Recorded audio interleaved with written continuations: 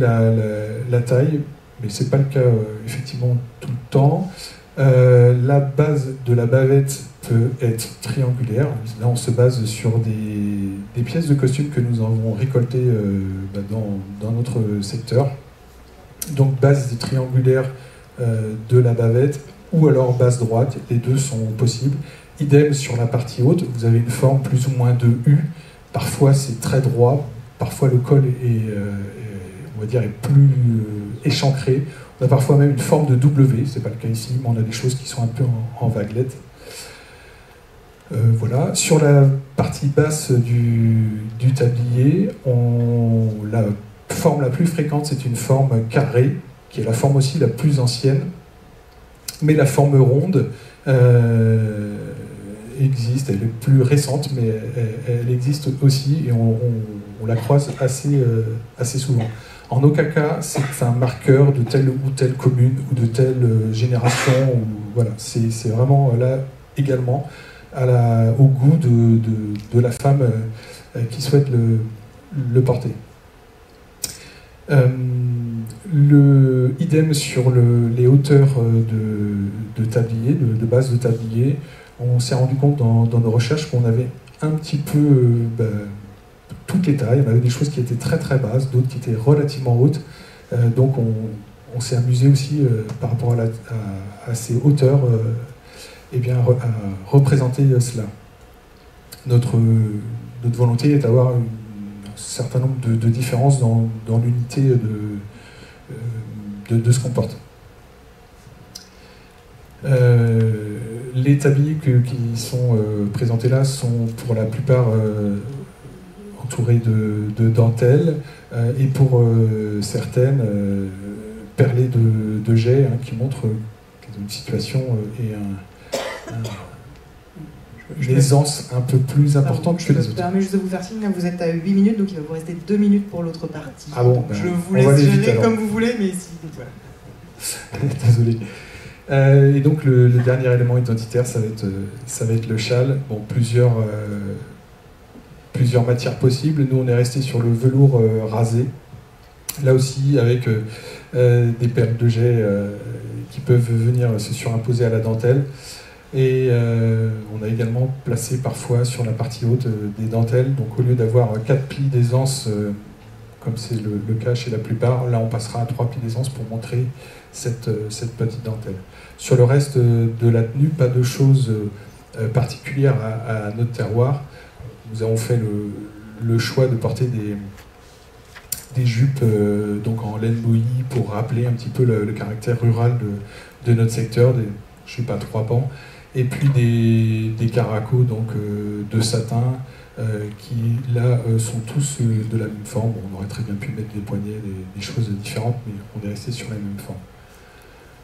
Sur le reste, c'est ensuite des bijoux, des sautoirs avec coulisseaux ou non, des broches, etc., en argent, en or, mais la plupart du temps en pomponne.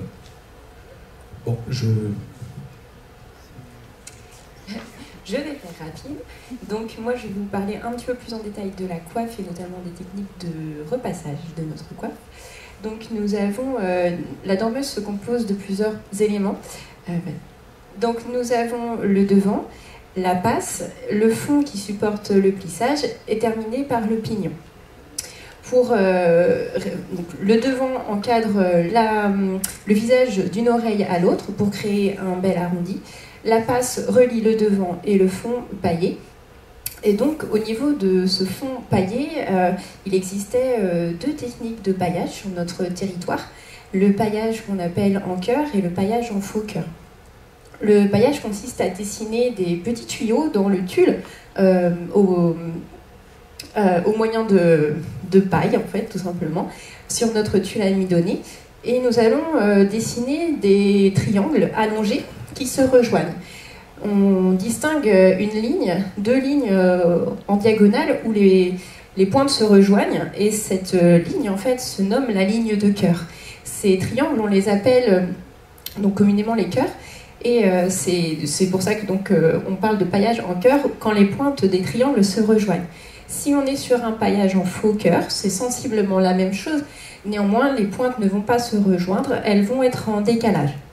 Donc c'est deux techniques qui ont cohabité sur notre territoire, mais qui n'étaient pas liées forcément à une zone particulière. Ils étaient liés à la lingère qui utilisait l'une ou l'autre des techniques et qui répandait cette technique sur son territoire, son secteur d'intervention.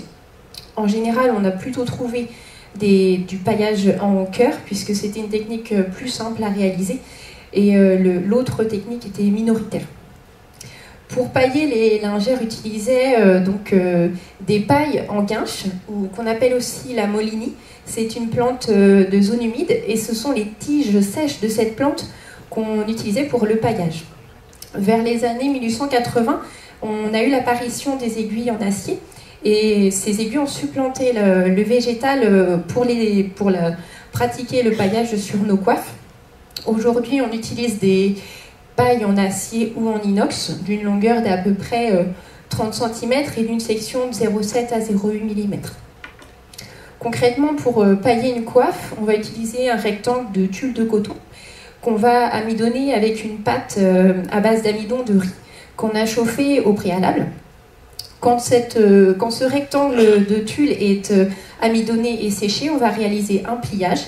Et ensuite, on va utiliser nos pailles en mettant une paille au-dessus, une paille au-dessous, pour réaliser nos petits tuyaux, et etc. Ça va prendre un certain nombre d'heures. Et on a à peu près, pour réaliser une coiffe comme celle-ci, 90 à 100 pailles pour réaliser une coiffe comme celle-ci. Et pour finir... Je suis désolée, mais c'est juste pour qu'on ait le temps quand même de vous poser quelques questions. Merci, en tout cas, pour votre présentation. On voulait...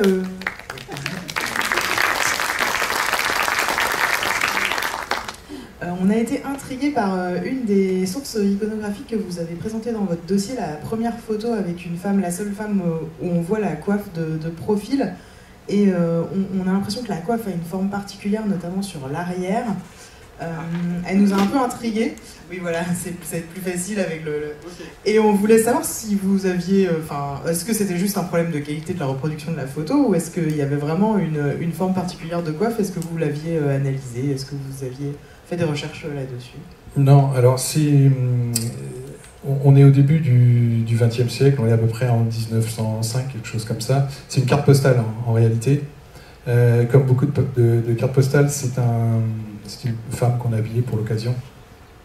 Et si vous regardez bien, elle porte effectivement un costume à l'image de celui-ci, qui est plutôt typique de la fin du 19e.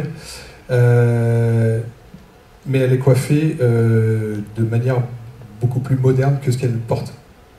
Donc sa coiffe, elle est positionnée en arrière. Hop là. Elle a perdu aussi sa coiffure. Vous voyez, elle a une coiffe moderne, c'est-à-dire qu'elle n'a pas l'arrêt, les cheveux tirés au milieu. On commence à avoir des choses qui viennent par le devant. C'est des choses qu'on voit aussi ailleurs, dans le pays vantais, etc. Enfin bref. Donc on a, pour cette coiffure-là, une coiffure moderne sur un habit beaucoup plus ancien. Comme souvent sur les cartes postales de mannequins comme ça, enfin de studio, on va dire. Merci. Et chose supplémentaire, la coiffe que vous avez ici, je vous ai dit tout à l'heure, c'était une coiffe droite. Cette coiffe, au fur et à mesure du temps, va légèrement partir en arrière. Plus les années vont passer, si vous regardez des photos des années 20, même des années 30, on a perdu totalement le costume et les femmes ont une coiffe qui a basculé, laissant apparaître énormément leurs cheveux, les résilles beaucoup plus loin, etc. Elles portent vraiment à descendre, voilà. Merci. Et puis une petite dernière, vous évoquez le fait que vos... Enfin, vous avez parlé pas mal des variantes et de ce qui était moins variant sur vos tabliers. Vous évoquez notamment le fait que les tabliers peuvent être balénés le plus souvent. Est-ce que là-dessus, vous avez trouvé des éléments sur... Est-ce qu'il y avait des époques, des circonstances, des localisations où on avait plus de bavettes baleinées? Ou est-ce que c'est vraiment, d'après vos recherches, très hétérogène et qu'il n'y a pas de règles sur ce point? Alors sur le quotidien, il n'y a pas de baleine. C'est inexistant, enfin en tout cas dans tout ce qu'on a vu. Par contre sur les tabliers qu'on a récoltés, c'est pas, enfin on n'arrive pas à sortir quelque chose d'évident là-dessus. Il semble que oui, ouais. pour notre interprétation de ce qu'on a pu récolter comme élément, pour nous c'était aléatoire et c'était sans doute peut-être aussi à la fantaisie de la femme, puisqu'on avait, selon les formes de bavettes, qu'elles soient triangulaires ou droites, on en avait qui étaient baleinées et d'autres non. Après, selon la taille de la personne, je sors ça juste comme ça, hein, mais j'ai l'impression que les plus petites bavettes étaient moins souvent baleinées, en fait. Notamment quand elles avaient cette forme triangulaire. Mais je n'ai pas assez d'éléments pour aller plus loin là-dessus. Mais c'est vrai que celles qui sont, enfin, les bavettes qui sont un petit peu plus carrées, un petit peu plus importantes, soit on les a récoltées baleinées, soit en tout cas il y avait les ganses pour, qui pouvaient les accueillir. Voilà, très bien. Merci beaucoup à vous pour votre présentation. Et ben oui, ça va trop vite. Nous, on avait aussi plein de questions à vous poser, mais on va être obligé de s'arrêter là. Mais on veut bien vous garder tout l'après-midi, hein, mais ça va être un peu long pour vous après. Merci beaucoup et puis bonne continuation.